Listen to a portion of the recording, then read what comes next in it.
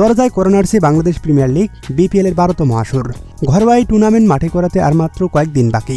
সব রকমের আলোচনা সমালোচনাকে পেছনে রেখে প্রতিবারই ভালো কিছুর স্বপ্ন বোনেন ক্রিকেট প্রেমীরা। বিপিএল এর জন্য মুখিয়ে থাকে দর্শক সমর্থকরা। ক্রিকেটাররাও অপেক্ষায় থাকেন ঘরোয়া ক্রিকেটের সবচেয়ে জনপ্রিয় এই টুর্নামেন্টের জন্য। দ্বিতীয়বারের মতো বিপিএলে অংশগ্রহণ করতে যাচ্ছে ঢাকা ক্যাপিটালস। দলটিতে ব্যাটিং, বোলিং, ফিল্ডিং 3 বিভাগ মিলিয়েই দুর্দান্ত স্কোয়াড সাজিয়েছে ফ্র্যাঞ্চাইজিটি। টপ অর্ডারে আছেন Saif Hasan, English cricketer Alex Hales, Pakistani তারকা ক্রিকেটার ওসমান খান, ইমাদ ওয়াসিম এবং লঙ্কান অলরাউন্ডার দাসুন সানাকা।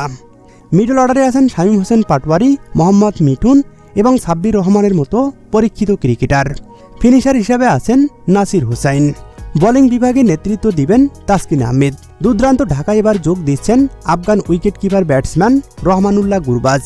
আর তাতেই নতুন কিছুর আওয়াজ দিচ্ছে ফ্র্যাঞ্চাইজিটি। যেন শুধুমাত্র ক্রিকেট নয়, যুদ্ধে নামতে যাচ্ছেন তারা।